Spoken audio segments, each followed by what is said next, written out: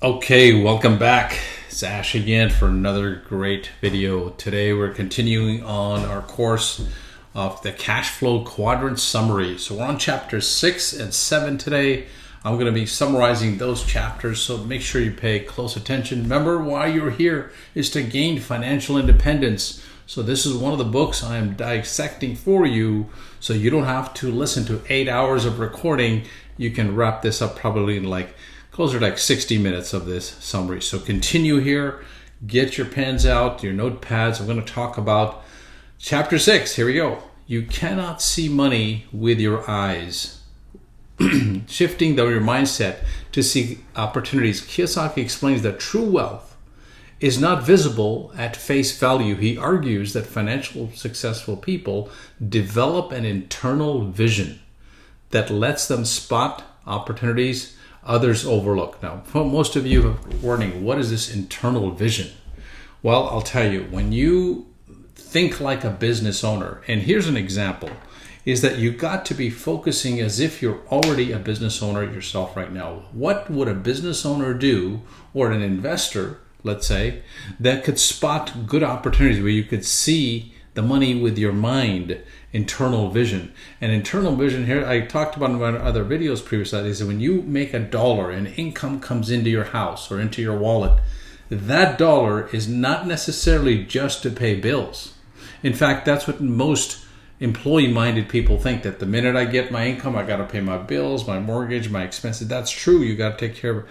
But one of the things that the internal vision thinks about is how to take that dollar and duplicate it, how to make it into more than $1 or $3, how to increase that return on their investment. That's called internal vision. Let's continue. The importance of financial literacy many people look at with money with limited understanding, leading them to focus on tangible income rather than building wealth opportunities. Kiyosaki stresses that financial literacy is essential for seeing beyond the surface and recognizing real value. Oh, this is so important. I'm going to tell you something. When people look to put money out to spend something, they look at the value they're getting back. That's it. But they don't focus on the value that they're getting back could be 3 or 4 times more coming back to them. So the minute, for example, I remember Robert Kiyosaki talked about his story back in the 70s when he first started. He went into a real estate guru, and they were selling real estate courses back then. And he spent $1,800, borrowed money to start learning about how to invest in real estate. Now, back in the 70s, think about it, $1,800, it's probably like $18,000 today. And he had to borrow that. So he didn't even have it. And this is an example of financial literacy. He understood from his rich dad that you have to focus on what the money is going to bring you back, not how much of your money is going out. Listen to what I just said. How much of your money you're pulling out of your pocket is not as important as how much is coming back into your pocket. Let's continue on. Assets versus liability. Kiyosaki emphasizes the need to distinguish between assets which generate income and liability which drain income. He explains that wealthy individuals focus on acquiring assets, and a principle that often misunderstood or ignored by those in the E and the X quadrant. Very good example of that would be if you borrowed money, for example, and sometimes people think borrowing money is a liability. Yes, it is a liability if you use it for the wrong reason. But if you trade $1 for $2, would you do it? And if you had to borrow that $1 and you had to pay 50% interest on it, which would mean $1.50 it would cost you, but you got back $2, is it worth it? That's the way you got to think like a business owner. Let's continue. The power of financial education. Kiyosaki advocates that the continuous learning about money and investments, understanding taxes, debt, and cash flow helps individuals see the visual mechanics of wealth and make informed decisions. You know, most people are afraid of taxes, right? Whenever you see something in the mail by the IRS, oh boy, taxes, right? Well, I'll tell you, taxes are your friend when you use money properly. Because did you know that when you borrow money, okay, the taxes on that is not taxable because it's borrowed money, you're paying interest on it. In fact, the interest on that loan become tax deductible. So even the government wants you to borrow money to make money.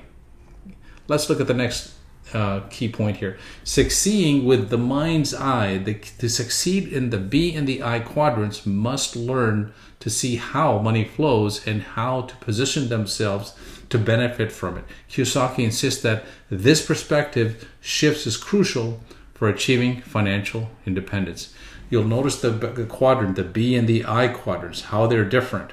The shift you have to make is being in the B and the I quadrant is, in my opinion, less riskier than the E and the S over a long period of time. If you're expecting to just make quick dollar, then you should stay on the S and the E side. But here he talks about being in the E and the I is very important. Let's continue on. Chapter 7, becoming who you are. Oh, this is so important. Who you are determines what you will get. I repeat, who you are will determine what you will get. Identifying your personal financial personality, Kiyosaki explains that each person has a unique financial personality that affects how they approach money, risk, and opportunities. Recognizing one's strengths and weaknesses is essential for growth. You got to know your strengths and weaknesses. Most people are afraid to take risks because they always want something they want back for their money as a value. Yes, that's human nature, but when you risk something, you actually gain something back if you are playing your cards right. You have to know your percentages. We'll talk about that later on. This importance of self-awareness. Success in the B and the I quadrants requires self-awareness. Kiyosaki encourages readers to identify and embrace their natural tendencies as well as any habits that might hold them back financially. So you've got to know who you are, your self-awareness. Where are you right now in life?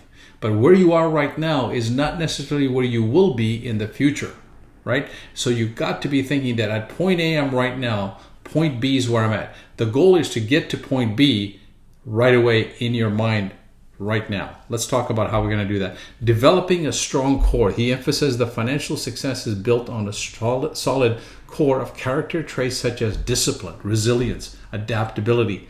Building this core makes it easier to handle challenges and setbacks in business and investing. Remember the other day I talked about how to build your ability to take risks, how to have that discipline, how to have that resilience and adaptability. Well, I'll tell you one key thing that nobody even thinks about, and that is to be in shape. When you get in physical shape, when you work out more, when you take care of your body, your ability to have that confidence goes way up. Because what it takes to be disciplined is confidence. What does it take to be resilient? It takes confidence, to adaptability, to willing to move around, being able to pivot at certain points in your life. It takes confidence. And one of the quickest ways to get confidence is to work on your body. Here's why. When you improve your body, what is the body doing? It's taking care of your brain. It's holding on to your head, right? So when you see the changes in your body happen for a better reason, you feel more energetic, and guess what? That translates into a better mindset. It's directly connected. Talk more about that as we go.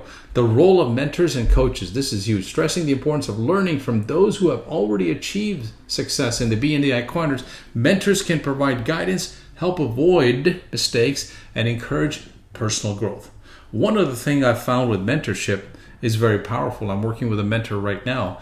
Is that one of the things he said? He goes, I get to understand your situation, then I could give you my recommendations based on that. So he's like customizing the recommendation to fit me instead of me just watching a bunch of videos alone, which are important.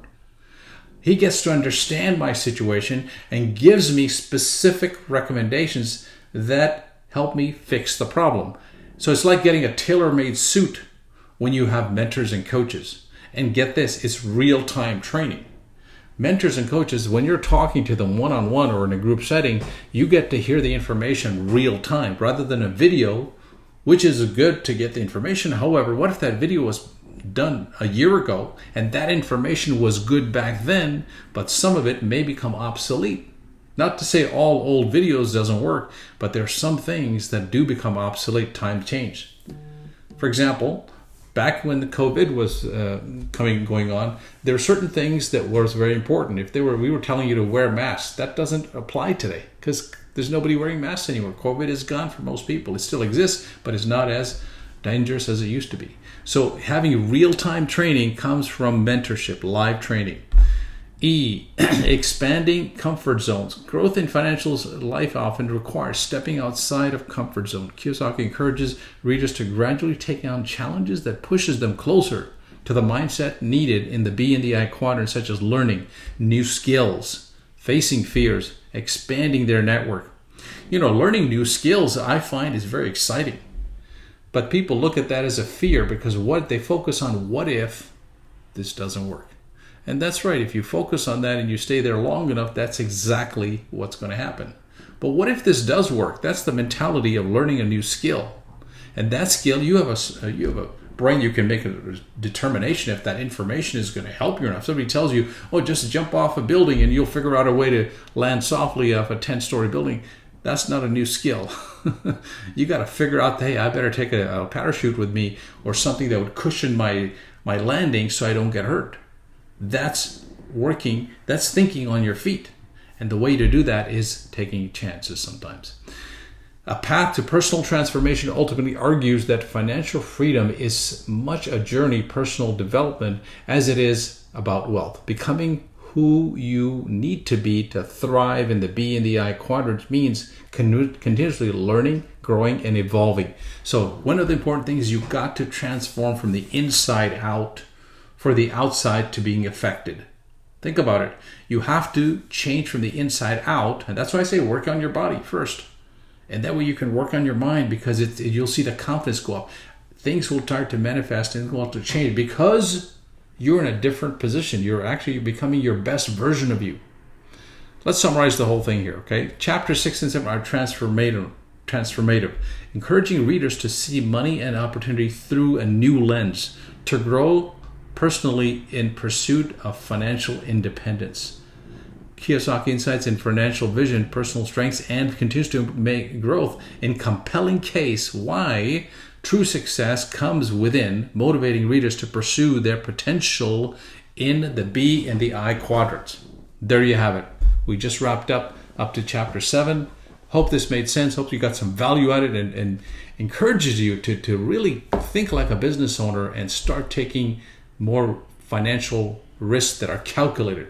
I'll see you on the next one. Make sure you share this video, put a like, put a comment down there, all the good goofy stuff you do on the YouTube stuff. All right, so make it a great day. Take care. Talk to you next time.